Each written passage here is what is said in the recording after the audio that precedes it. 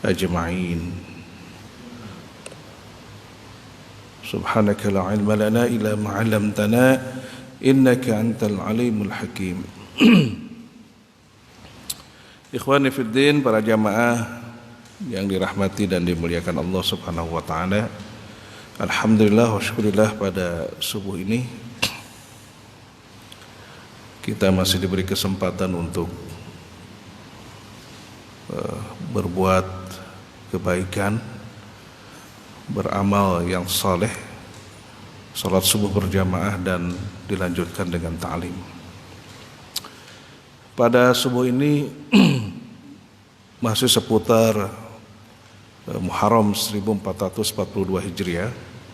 Kita sudah memasuki hari yang ketiga ya. Minggu yang lalu atau beberapa hari yang lalu Pak Pohan sudah menyampaikan materi ini dan cukup lengkap ya terkait dengan Muharram. Nah, pada subuh ini kita bahas lebih dalam lagi ungkapan-ungkapan di dalam Al-Quran. Kalau kita baca surat Al-Kahfi saja ya, surat Al-Kahfi itu surat yang ke-18. Pertengahan juz di dalam Al-Quran itu, dalam surat Al-Kahfi itu ada kalimat wal yatalattaf, sering ditandai merah atau hijau ya biasanya. Itu disebutkan oleh ahli tafsir sebagai kalimat yang ada paling tengah gitu ya dalam juz-juz Al-Quran itu. Kalimat tengahnya itu wal yatalattaf dalam surat Al-Kahfi. Sehingga ada beberapa pakar, termasuk juga ada ahli bahasa dari orientalis, siapa namanya itu Mirmadok Fikshel kalau tidak salah itu. Dia nyatakan surat ke-18 itu adalah surat pertengahan dalam Al-Quran, dan itu 18 baris dalam Al-Quran. Misalkan Mushaf Utsmani itu ada 18 baris ya. Kalau kita baca itu Quran versi Mushaf Utsmani 18 itu kalau kata beliau, ini salah satu pakar, itu biasa kode kebangkitan. Nah, kode kebangkitan. Wallahu alam dari mana sumbernya dia nyebut begitu gitu ya. Nah, surat 18 ya, kita buka surat 18 ayat 18-nya, apa itu kalimat yang kita dapatkan dari Al-Kahfi ayat ke-18. Ternyata itu ada ungkapan di dalam ayat tersebut, tahsabuhum aiqadha wa hum ruqudun. Kalian menyangka mereka itu bangun padahal tidur. Jadi orang-orang menyangka Ashabul Kahfi itu bangun padahal sebenarnya ruqud. Mereka dalam kondisi tidur. Nah, ayat 19-nya itu menyatakan wa kadzalika ba'atsnahum liyatasaalu bainahum. Maka kemudian dengan demikian kata Allah, kami bangkitkan mereka, kami bangunkan mereka liyatasaalu bainahum, supaya saling bertanya antar satu dengan lainnya. Maka dua ayat ini mengungkapkan kepada kita bahwa prasyarat katanya, syarat kebangkitan umat itu harus saling bertanya, liyatasaalu bainahum, saling mengkoreksi, saling bermuhasabah lah antar satu dengan lainnya, supaya kita ini tahu dan mengerti kehidupan apa yang sedang kita jalani. Dalam sejarah kan yang menarik tentang Indonesia secara umum ya, permulaan munculnya pergerakan abad 19 itu kan awalnya dari munculnya 4 orang yang kemudian mereka menyebutnya Jamiatul Khair gitu di Tanah Abang. Di situ ada Haji Umar Said Cokro Aminoto, juga Ki Haji Ahmad Dahlan, Ahmad Surkati kan.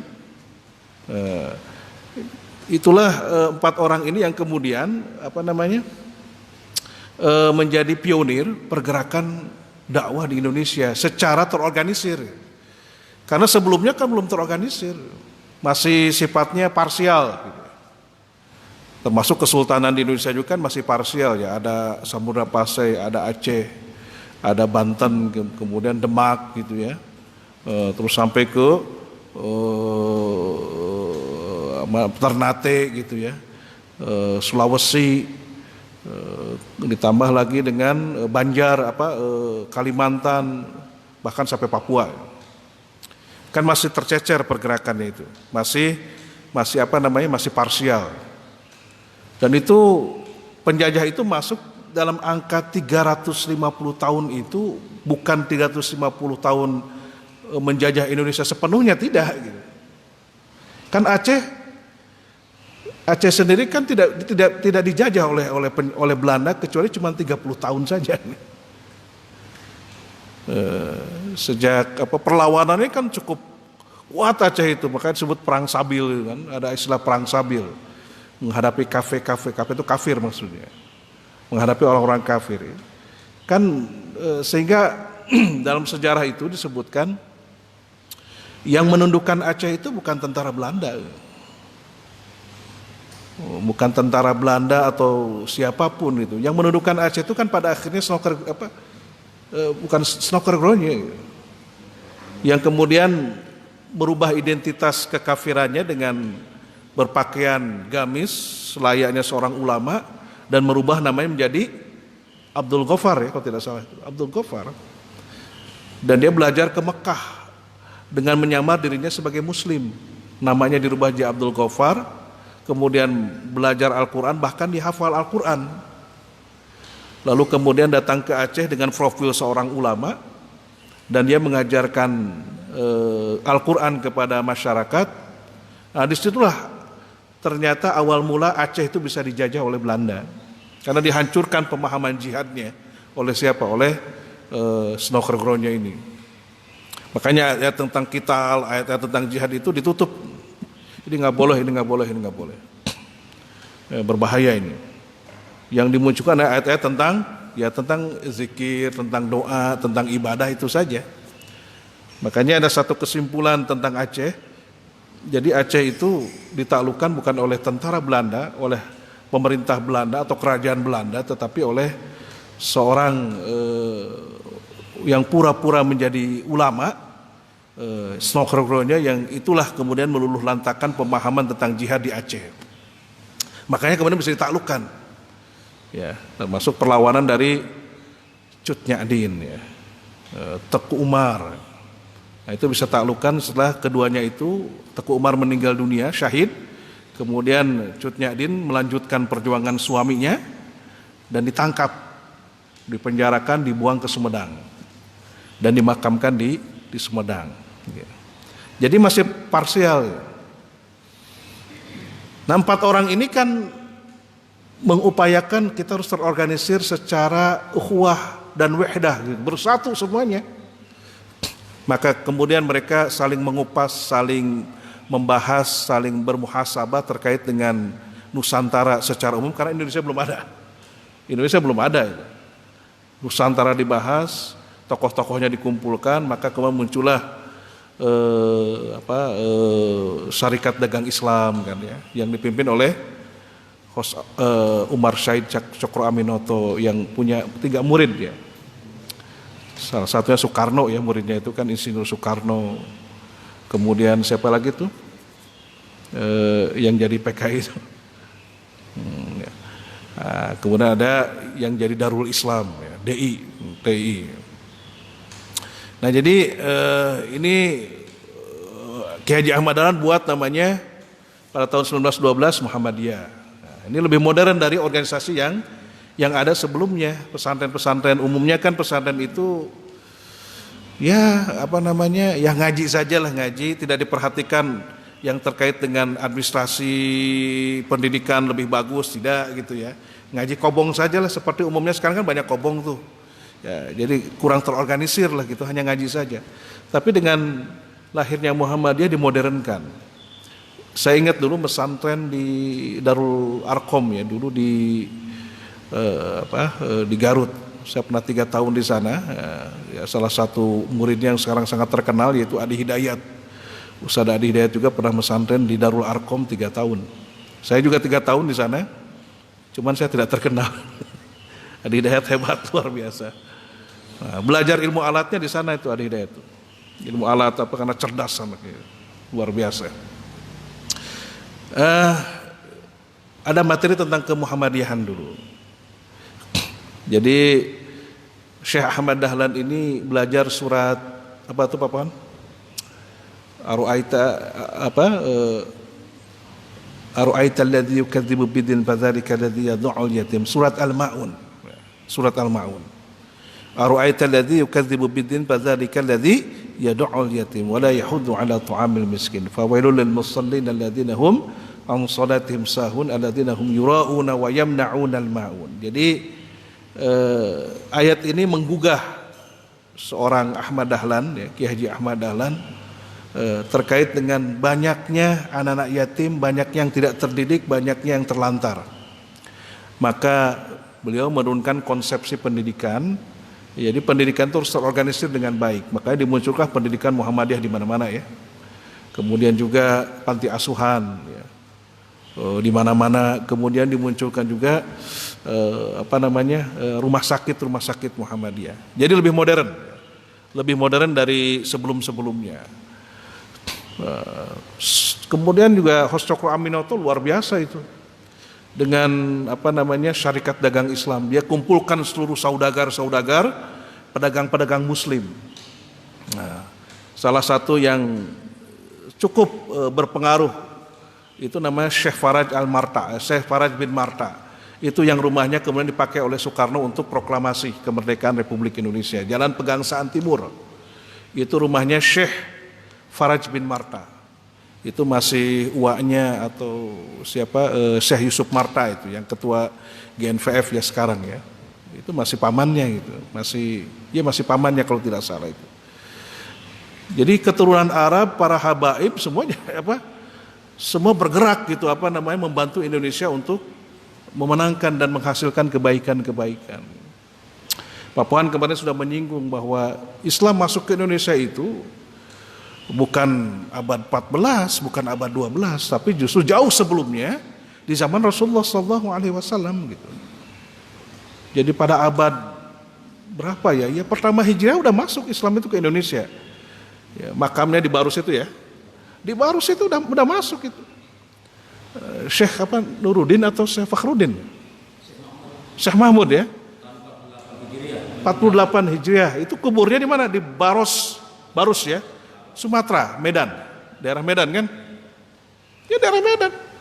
Jadi itu 48 Hijriah. Berarti itu di zaman Nabi sudah masuk ke Indonesia. 48 Hijriah bayangkan. Iya. Kalau 48 Hijriah kan Rasulullah kalau selepas Hijriah kan taruhlah 1 Hijriah itu kemudian kan meninggalnya 10 tahun kemudian kan Rasulullah itu ya. Jadi kalau 48 dikurangi 10 30. Jadi ya di zaman Rasulullah. Ini konon kabarnya kalau yang saya dengar informasinya itu sebagian pakar menyebutkan bahwa dulu ada hijrah pertama ya. Jadi Rasulullah mengutus para sahabat untuk berhijrah tahap pertama itu ke Ethiopia, ke Abbasiyah.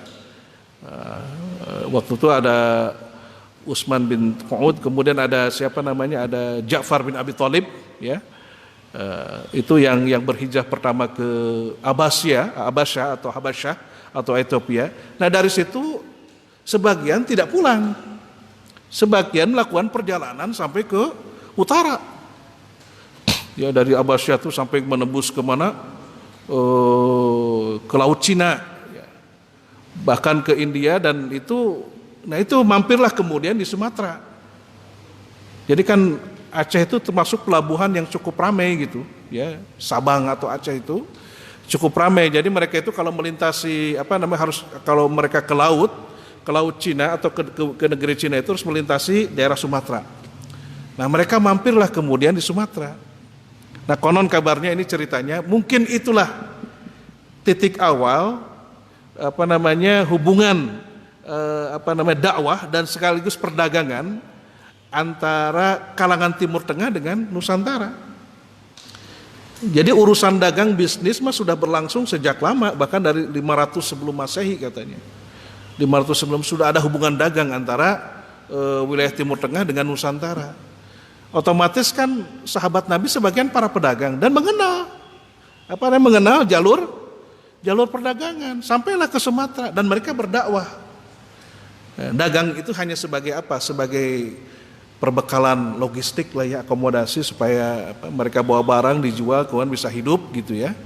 So, tidak bergantung kepada orang lain, mereka berdagang, berjualan. Itu tradisi orang-orang Arab dan sebagian masuk ke Sumatera berdakwah lah. Hanya mampir saja gitu. Tapi mampir saja mereka dengan dakwahnya itu Nusantara bisa jadi Islam. Hanya mampir saja gitu, dakwah sambil berdagang gitu, itu Nusantara bisa bercahaya dengan Islam. Selepas itu kan kemudian dakwah itu bergerak terus. Makanya tesis si Clifford Geertz ya, yang terkait dengan bahwa Islam masuk ke Indonesia itu abad ke-14 itu patah dengan sendirinya, atau delete lah dengan sendirinya setelah bukti-bukti sejarah. Dan ini juga dibuktikan oleh Hamka dalam buku sejarahnya, juga oleh Api Sejarah yang ditulis oleh Ahmad Mansur Suryanegara. Itu jelas mengupas ini ya, dan akurasinya cukup baik. Saya sedikit sosok Ahmad Mansur Suryanegara ini kan, dia kalau menulis buku sejarah itu sambil puasa dia. Saya pernah bertemu pada tahun berapa ya dengan Ahmad Mansur Suryanegara itu? Pada tahun 97 lah, 97, 98. Dia itu saja sudah 5 tahun mengamalkan puasa Nabi Daud. Pada tahun 96, 97 kalau tidak salah itu, 96, 97, dia sudah mengamalkan puasanya Nabi Daud. Yaitu selang sehari itu, selang buka, sehari tidak. Sehari puasa, sehari tidak. Jadi jauh sebelumnya udah berpuasa. Dan itulah kata dia, waktu saya dengar materi langsung dari itulah yang membuat tulisan-tulisan sejarah saya berbeda dengan yang lainnya. Karena saya selalu mohon kepada Allah dalam kondisi saya berpuasa, ya Allah berikan hidayah kepada saya, berikan petunjuk kepada saya supaya saya bisa menulis sejarah ini dengan benar. Dan kesimpulannya dia sampaikan persis kesimpulan Hamka, Islam masuk ke Indonesia abad ke-7. Dengan bukti-bukti yang akurat, makamnya jelas, nisannya jelas, itu yang ada di Barus itu. Nah itu berkembanglah kemudian Islam ke Nusantara dan muncullah kerajaan-kerajaan, ada kerajaan Samudra Pasai, ada kerajaan Samudra Pasai hancur kan, itu Nusantara itu kan meliputi sampai ke Thailand, sampai ke Kamboja. Maka ada Ratu Champa di Kamboja itu kan, Champa itu dikuasai oleh Samudra Pasai, oleh kerajaan-kerajaan di Aceh, gitu. Melaka itu ada posisinya di Malaysia. Melaka, saya pernah ke Malaka, tidur di sana ya.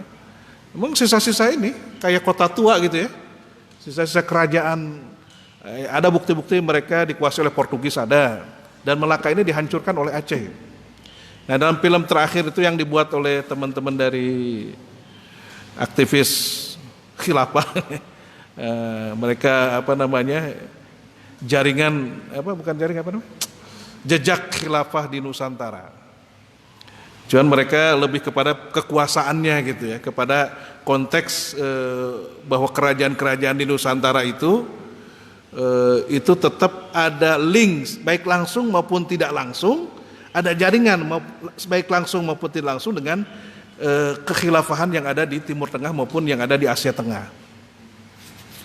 Jadi ada bukti surat menyurat dengan kekhilafahan Muawiyah, terutama Aceh itu dengan siapa? Dengan Umar bin Abdul Aziz ya, salah satu khalifah dari Bani Umayyah. Itu ada link dengan Aceh, dengan Samudra Pasai ya. Ada surat menyuratnya. Kemudian terakhir kan dengan Turki Utsmani. Jadi ada link. Meskipun hubungannya tidak secara subordinatif ya. Subordinatif itu kalau kita kan ada presiden, ada gubernur. Gubernur itu sebagai pemimpin daerah yang di-SK-kan oleh, kalau dulu kan di-SK-kan oleh presiden misalnya kan. Di zaman Nabi kan meng-SK-kan gubernur misalnya Abu Sofyan di mana gitu ya, kemudian meng-SK-kan Abu Ubaidah bin Jarrah di mana, seperti Umar bin Khattab meng-SK-kan Ubaidah bin Jarrah di daerah Irak misalnya kan. Jadi ada hubungan subordinasi langsung, artinya berada di bawah kekuasaannya. Tapi kalau di Indonesia tidak ada hubungan secara langsung, tapi hubungan secara keagamaan, sesama Muslim. Makanya Melaka itu, Portugis di Melaka itu dihancurkan oleh kerajaan Aceh dengan meriam yang dikirim dari Turki Utsmani. Dengan meriam yang dikirim oleh Turki Utsmani, meriam raksasa lagi. Meriam yang dipakai oleh Muhammad Al-Fatih ketika menghancurkan benteng Konstantinopel, Romawi. Jadi benteng Konstantinopel dihancurkan oleh meriam raksasa yang dibuat oleh orang Kristen gitu, orang Romawi, cuman berbelot menjadi membela Sultan Al-Fatih dan dibuatkan meriam raksasa. Jadi kalau sekali tembak itu bisa menghancurkan benteng-benteng yang sangat kuat. Dan ahli meriam ini datang, ada pasukan khusus di mana? Di Turki itu namanya Janissary itu. Kalau dikira mah Kopassus lah gitu ya. Kalau di Angkatan Laut namanya Kopaska gitu ya. Jadi pasukan khusus 40 orang dikirim ke Aceh menyerang Malaka, dan dapat dihancurkan itu pasukan Portugis, luluh lantak, sehingga Malaka kembali bangkit lagi dengan Islam. Itu di Malaysia. Kalau Singapura dulu bagian Kesultanan Johor ya. Saya pernah tinggal di Johor beberapa hari gitu ya. Saya tanya-tanya kan keliling itu ke area istananya. Ternyata memang Singapura tuh nyewa gitu. Tanahnya tuh nyewa ke Kesultanan Johor. Sultan Johor tuh paling kaya di Malaysia itu. Saya lihat foto-fotonya itu Sultan Johor tuh lagi pakai mobil mewah, pakai ini, Saya di Muar Johor, kemudian di Johor juga tinggal, hampir seminggu lah di sana. Kaya raya. Kenapa? Ya itu dari sewa. Karena tanah-tanah di Singapura itu bagian dari Kesultanan Johor di Malaysia. Makanya Johor ini nggak mau disebut orang Malaysia. Johor mah orang Johor saja. Karena mereka paling kaya di antara raja-raja di Malaysia. Gitu. Salah satu penasehatnya kebetulan dekat dengan dengan tim kita gitu ya, sehingga dia bisa bercerita tentang Johor itu seperti apa. Jadi jejak itu ada gitu, jejak tentang kesultanan, kerajaan, dan mereka berdaulat penuh dan menerapkan Darussalam. Darussalam itu nama tempatnya, Darul Islam itu konsepnya. Jadi konsepsi Islam diterapkan di mereka. Meskipun ini dalam kupasan sejarah memang jarang dipublikasikan gitu, jarang dipublikasikan.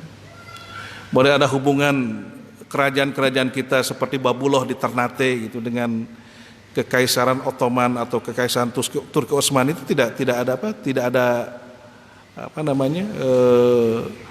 penjelasan dalam sejarah kita pada umumnya. Termasuk Wali Songo yang konon kabarnya di-SK-kan gitu, di-SK-kan tuh ditugaskan oleh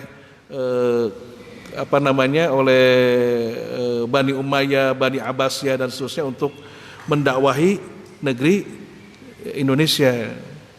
Nah, itu juga saya lihat memang secara tidak langsung. Nah, kembali kepada ayat tadi para jamaah sekalian. Jadi surat 18 ayat 18 Allah mengungkapkan kisah Ashabul Kahfi ini. Kalian menyangka mereka itu bangun padahal tidur. Mereka bangkit setelah mereka bermuhasabah, setelah mereka saling bertanya. Nah, setelah mereka mempelajari ini kok situasi kita jadi begini, kenapa gitu.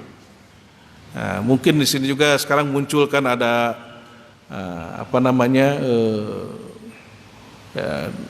aksi 212 ya. Kemudian muncul juga sekarang kami gitu. Kan mereka kan dari pertanyaan-pertanyaan secara kritis gitu. Baik terhadap batin mereka, terhadap pikiran mereka, ini kok jadi begini situasi, kok jadi pecah belah, jadi carut marut, minus ekonomi kita sampai 5%. Itu kan jadi pertanyaan-pertanyaan. Dan kemudian kita kumpul untuk menggugat ini dan memperbaiki setelah menyelamatkan. Kan gitu niatnya. Kan itu baik gitu ya. Persis seperti halnya dulu Jamiatul Khair yang di Tanah Abang itu, mereka bicara. Haji Umar Said, kemudian Syekh Ahmad Syurkati, kemudian bicara Syekh Ahmad Dahlan dan banyak lagi tokoh-tokoh lainnya yang kemudian akhirnya mereka bergerak secara lebih terorganisir dengan Muhammadiyahnya. Kemudian Syekh Ahmad Syurkati membuat Al-Irsyad kan, dengan Al-Irsyadnya, Syokro Aminato dengan syarikat dagang Islamnya, kumpullah para saudagar-saudagar Islam. Dan mereka bertarung itu dalam perdagangan itu. Makanya ke Pekalongan itu salah satu pusatnya dagang batik ya. Yaitu UMKM lah kalau kita sekarang ini, bisnis yang cukup besar, produksi produk-produk masyarakat lah gitu. Dan memang itu identik, gerakan Muhammadiyah itu gerakan pedagang. Jadi mereka ini disokong oleh para pedagang. Makanya mohon maaf ya kalau sebut Muhammadiyah itu kas dananya cukup besar. Ya, kas dana Muhammadiyah cukup besar. Berapa triliun gitu ya. Bahkan pemerintah saya masih punya hutang ke Muhammadiyah karena BPJS itu bukan 300 miliar, lebih dari 300 miliar katanya. Rumah sakit Muhammadiyah itu yang melayani pasien-pasien yang BPJS, dan nggak tahu sekarang sudah dibayar atau belum gitu hutangnya itu. Jadi kaya gitu. Karena apa? Karena sokongannya dari para pedagang, dari atujar, dari tijarah. Nah, makanya kenapa ada pesantren-pesantren yang di Darul Arkom Garut juga itu pasti link mereka dengan saudagar. Dulu pesantren Darul Arkom Muhammadiyah itu didukung pendanaannya oleh pabrik dodol, piknik, tahu kan? Di Garut tuh ada apa? Piknik ya, dodol piknik tuh. Nah, dodol piknik itu menyokong pendanaan pesantren Darul Arkom Garut. Itu orang Muhammadiyah. Saya karena pernah ke pabriknya, berjalan-jalan diajak sama teman gitu ya. Oh ternyata ini yang dukung dananya Darul Arkom, sehingga pembangunnya terus gitu ya. Batok kelapanya juga itu disupport dari ustadz-ustadz kiai yang berbisnis tentang kelapa gitu ya. Dan sisa-sisa batok kelapanya juga dari pabrik itu dikasihkan ke pesantren lagi untuk masak gitu ya. Itu dari dodol piknik itu. Nah itu ya para jamaah sekalian. Jadi lihat tasa'alu bainahum. Makanya 18, surat 18 itu berdekatan dengan 19. 19 itu surat apa? Surat Maryam. Ya. Makanya para jamaah sekalian, biasanya yang jadi pusat itu ibu ya. Al-madrasatul awal, al-madrasatul ula itu ibu. Makanya di tubuh kita juga ada ibu jari, ibu apa lagi itu ya.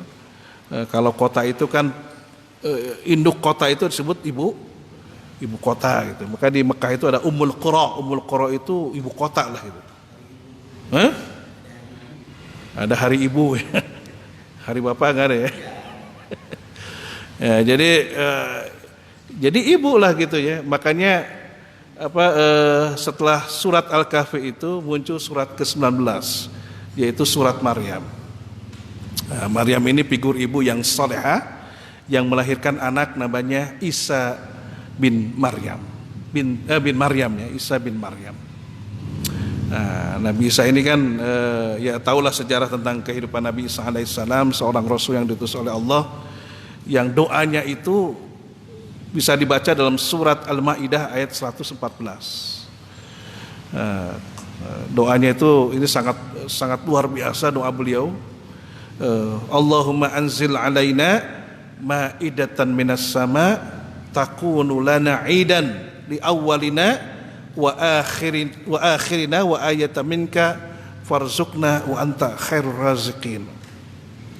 Ya Allah Ya Allah turunkanlah kepada kami ma'idatan minas sama, hidangan dari dari langit. Nah, hidangan dari langit itu supaya kami bisa terus merayakan kehidupan kami dengan hidangan dari langit ini, baik di zaman kami maupun nanti zaman setelah kami. Wa akhirina. Makanya ayat ini sebagian ahli tafsir menyebutkan ini menunjukkan bahwa Nabi Isa akan hidup bukan hanya di zaman nabinya, di zaman Nabi Isa saja, yaitu pada 1 Masehi gitu ya, dan seterusnya, tapi juga akan hidup nanti setelah di akhir zaman. Ada menara putih di mana, di Suriah, ada masjid bermenara putih, itu konon kabarnya sebagai tempat turunnya Nabi Isa di akhir zaman. Meskipun hadisnya hadis ahad ini terkait dengan fitnah akhir zaman, tapi menunjukkan bahwa kehadiran Isa alaihissalam itu bagian dari apa? Bagian dari penyelesaian fitnah akhir zaman. Muncullah kemudian siapa? Dajjal, muncullah Imam Mahdi, muncullah Isa bin Maryam, muncullah Ya'jud dan Ma'jud, muncullah kemudian kekhilafatan ala minhajin nubuwah. Nah, para jamaah sekalian, ikhwani fillah rahimakumullah, jadi Muharram 1442 Hijriah itu kalau kita mengacu kepada pendapatnya Imam Suyuti ya, ada asror, ada kalimat tentang rahasia-rahasia kehidupan Imam Suyuti. Ini saya mengupas ini, saya tulis ceramahnya Adi Hidayat itu cukup menarik gitu ya. Jadi informasi terkait dengan dunia itu orang Arab tuh biasa bikin syair. Jadi apapun kejadian di satu tempat itu dibuat syair oleh orang Arab. Makanya di IAIN Jakarta itu ada profesor ahli filologi namanya itu dosen saya waktu itu, saya lupa namanya. Profesor ahli filologi, ahli syair, ahli tentang artefak dan ahli tentang syair. Jadi dia katakan bahwa kehidupan orang Arab itu identik dengan syair. Makanya kejadian apapun di negeri Arab, kejadian apapun setiap hari itu kita bisa dapat informasi dari syair yang mereka buat. Jadi kalau melihat peristiwa perang atau mereka buatkan syair. Kalau ada peristiwa tentang pembunuhan, mereka buat syair. Ada peristiwa tentang alam apapun, musibah, gempa bumi, hujan apapun, mereka buat syairnya. Nah, cuman syair itu kemudian dikodifikasi oleh umat Islam sesudahnya. Maka kemudian jadilah kitab-kitab tentang mantik, kitab tentang ma'ani, kitab tentang yang terkait dengan balaghah gitu ya. Bahkan kemudian dibuat oleh salah satu syekh ahli bahasa Arab itu dengan munculnya Alfiyah misalkan. Itu kitab-kitab alat yang menjadi unsur pembuat syair, tetapi kemudian dipakai untuk hal-hal yang baik, mengupas tentang Al-Quran. Nah, itulah hebatnya kaum muslim. Bahkan pesawat terbang pun dibuat oleh seorang muslim gitu, bukan oleh White bersaudara. Kan sekarang ini informasi ke kita kan masuk bahwa yang menciptakan pesawat terbang itu White bersaudara ya. White brother, yang akhirnya jadi cikal bakal pesawat sampai sekarang gitu. Ternyata dulu dibuat oleh seorang muslim. Karena terilhami dalam surat Al-Muluk itu ya. Surat Tabarok ya. Surat Tabarok itu ayat keberapa itu yang berkait dengan wa yaqbid ma yumsikuhunna illa rahman innahu bikulli syai'in basir. Jadi burung itu kalau terbang mengepakkan sayapnya. Nah, kepakan sayap itu kemudian dipraktekkan sama dia itu. Jadi mereka baca surat Tabarok melahirkan pesawat terbang gitu ya.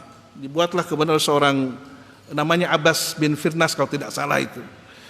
Itu buatlah dia rancangan kecil, kemudian dibuat papan yang tipis dipakaikan ke tangannya gitu. Dikepak-kepakan begitu. Tapi orang ini kemudian meninggal dunia karena dia mencoba pesawatnya itu dari bukit yang tinggi, kemudian menjatuhkan diri sambil ngepakkan ini 20 meter, berhasil terbang, tapi akhirnya jatuh dan meninggal dunia. Nah, data ini kan di Spanyol ini, ya, di Spanyol ini kan kerajaan Islam menguasai hampir 6 abad itu di Spanyol itu, kemudian dihancurkan karena waktu itu kerajaan itu 6 abad menguasai kan makin turun. Karena apa? Karena meninggalkan Quran gitu, meninggalkan pedoman. Nah, pada saat berpecah belah antar saudaranya, mereka saling saling berebut kekuasaan, ditambah lagi dengan maksiat yang makin merajalela gitu ya. Akhirnya lemah kerajaan tersebut, kemudian dikuasai oleh Ratu Isabella itu. Ratu Isabella bekerja sama dengan Raja Philip atau raja siapa itu, kemudian menghancurkan kerajaan Islam di Spanyol. Dan ada perjanjian Tordesillas, kemudian ada perjanjian Ekuisisi segala macam. Mereka harus masuk Kristen, kalau nggak mau dibunuh, kalau nggak dibunuh atau diusir dari negerinya. Makanya salah satu informasi yang saya dapatkan terkait dengan kerajaan Inggris di Inggris lah. Ratu Isabella juga ya. Itu masih ada keturunan linknya ke Spanyol. Dulu di Spanyol itu masih ada linknya keturunan Siti Khadijah atau linknya keturunan Siti Khadijah. Entah lahir dari Nabi Muhammad atau bukan. Itu namanya Januba. Nah, Januba ini itu bahasa Spanyol, sebenarnya nama Arabnya itu Zainab. Zainab ini setelah diteliti secara genealogi ternyata nyambungnya ke Siti Khadijah. Apakah Zainab ini keturunan Nabi Muhammad dari Siti Khadijah atau apa? Nah, Zainab ini menjadi dinikahi oleh yang sekarang cikal bakal di kerajaan Inggris. Jadi makanya kerajaan Inggris ini secara genealogis ada yang menyebutkan masih keturunan entah keturunan bangsa Arab atau keturunan Rasulullah dari Siti Khadijah. Ini ada satu pendapat yang menyatakan demikian. Makanya Pangeran Charles sekarang lebih dekat ke Islam gitu ya, dan pangeran-pangeran lainnya di Inggris. Nah, para jamaah sekalian, jadi memang panjang sekali lah riwayat tentang perjalanan umat Islam di Nusantara ini gitu ya. Ada satu hal yang ungkapan tentang tarikh ini, Syekh Syakib Arsalan menyatakan at-tarikhu laysat tilkal hawadis walakin at-tarikh ma wara'a tilkal hawadis. Nah, jadi sejarah itu bukan hanya terkait dengan masalah data-data tahun dan sebagainya gitu. Walakin at-tarikh ma wara'a tilkal hawadis. Tapi yang disebut dengan tarikh atau sejarah itu terkait dengan makna gitu. Sesuatu yang ada di balik peristiwa. Bukannya peristiwa saja yang penting, tapi sesuatu yang di balik peristiwa. Apa di balik peristiwa itu adalah motif. Apa itu motif? Niat gitu. Makanya para dai dahulu datang ke Indonesia itu karena niat yang sangat kuat gitu, keyakinan yang sangat bulat bahwa umat Islam akan tersebar ke seluruh dunia sebagai rahmatan lil alamin. Mereka dengan dibekali iman yang kuat, dibekali doa dan seterusnya, mereka bisa menjelajah ke dunia. Bahkan konon kabarnya Sa'ad bin Abi Waqqas itu kuburannya di Cina, di Guangzhou ya, di Guangzhou. Sa'ad bin Abi Waqqas itu. Jadi umat Islam itu harus lahir di satu tempat, tapi matinya di tempat lain. Jangan lahir di satu tempat, matinya juga di situ. Nah, peribahasa yang mengatakan mangan ngumpul itu itu meninabobokan gitu. Makanya jamaah tabligh sekarang itu kan khuruj, ada istilah khuruj itu menyebar ke seluruh dunia gitu ya. Menyebar ke seluruh dunia itu khuruj. Ada yang mereka 3 hari, ada yang 7 hari, ada yang 40 hari gitu ya. Menyebarkan itu pengaruhnya besar, Di Inggris itu banyak muslim itu salah satu dengan agendanya dakwanya jamaah tabligh.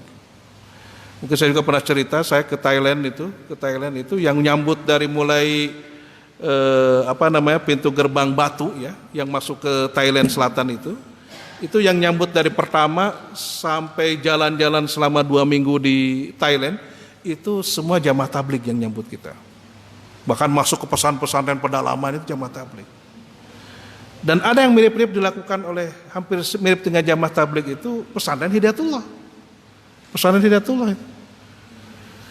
Pesantren Hidayatullah itu ada teman kita yang mereka diutus oleh kiainya, kamu berangkat ke Batam, kamu berangkat ke Sulawesi, kamu berangkat kemana-mana gitu, ke daerah pinggiran, daerah terpencil, tidak dibekali apa-apa, dengan apa aja, dengan lillahi ta'ala dan semangat yakin kepada Allah saja itu.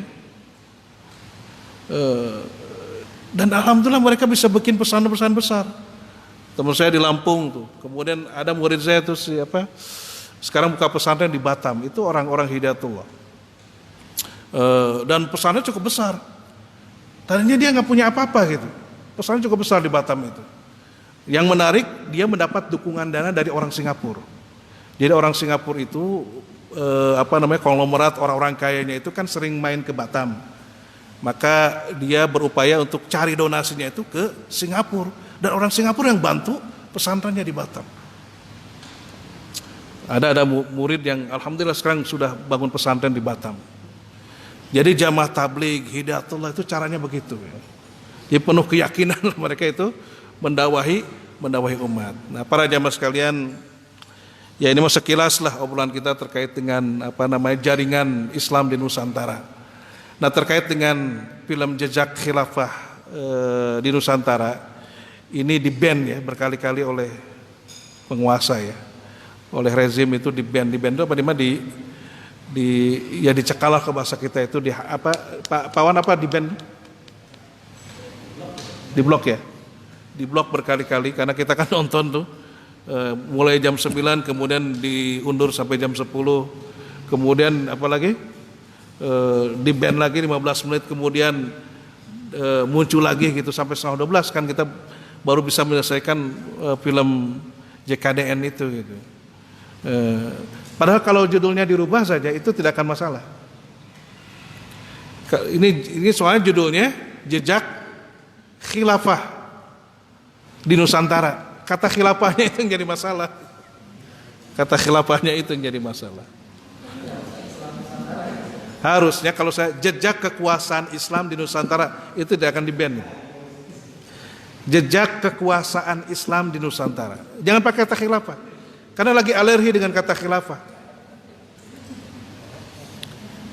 Coba kalau judulnya, saya mengusulkan juga ke teman-teman yang production house-nya itu gitu. Coba diganti khilafahnya dengan kekuasaan Islam. Jejak kekuasaan Islam di Nusantara.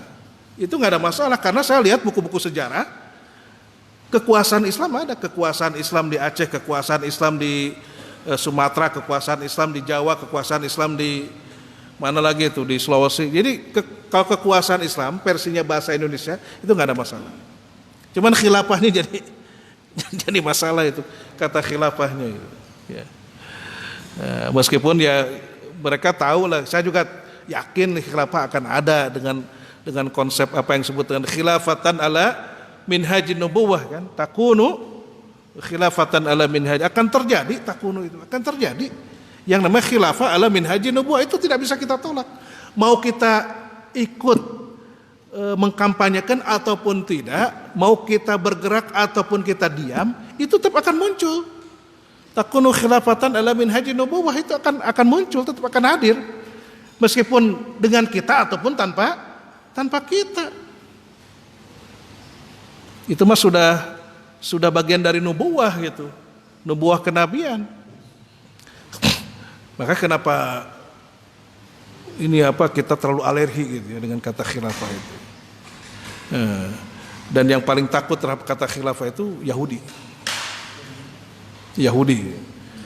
Padahal mereka New Order itu